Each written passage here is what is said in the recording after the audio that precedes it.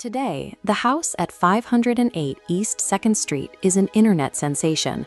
You can pay $400 a night to sleep in its beds, hunt for orbs on camera, and add to a century of ghost stories. But the actual history of June 9, 1912 is entirely physical. Sometime after midnight, an intruder walked through this quiet home and murdered Josiah and Sarah Moore, their 4 children, and 2 visiting guests in their sleep. The attacker left no fingerprints, dropped no identifying clues, and slipped away before sunrise. The town of Villisca, Iowa, was left to reckon with a totally clean getaway. In the absence of answers, rumor took over.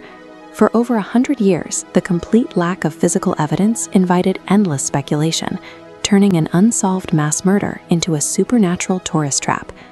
Recently, true crime historians started looking past the ghost stories. By taking the original police reports and cross-referencing them in modern, broader databases, they found a pattern. The real horror of Villisca has nothing to do with spirits. The Moore family was not cursed. They were simply in the path of a highly methodical, highly mobile predator. In 1912, a town like Villisca operated as a closed loop. The local authorities immediately assumed the killer had to be someone they knew, someone with a specific, personal grudge against the Moores. Investigators tore through their own community. They zeroed in on the town eccentric, Reverend Lynn George Kelly, a man whose odd behavior fit their profile of a suspect perfectly. Yet, despite endless interrogations and trials, they could never place Kelly, or any other local, inside the house that night. The physical evidence simply did not support a hometown killer. The authorities were suffering from linkage blindness. Early rural police departments had no mechanism to share data with other counties, meaning they couldn't see if similar crimes were happening elsewhere. The local sheriffs spent years hunting for a familiar face, completely unaware that the crime scene profile matched a phantom passing through.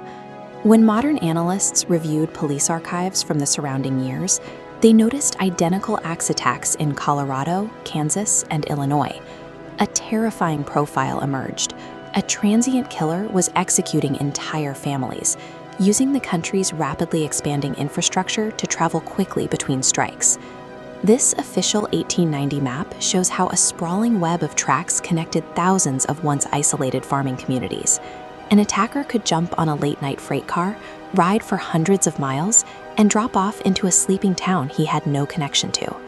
The Moore house sat less than 400 feet from the Villisca rail depot. The killer walked off the tracks, committed the murders under the cover of darkness, and walked right back. Because the trains ran all night, he could board an outbound car hours before the sun came up and the bodies were discovered. He could disappear completely among the thousands of identical freight cars moving across the Midwest. America had built an industrial marvel to move coal and grain, unwittingly designing a perfect, untraceable getaway system for a new kind of criminal. Plotted out, Villisca stops looking like an isolated anomaly.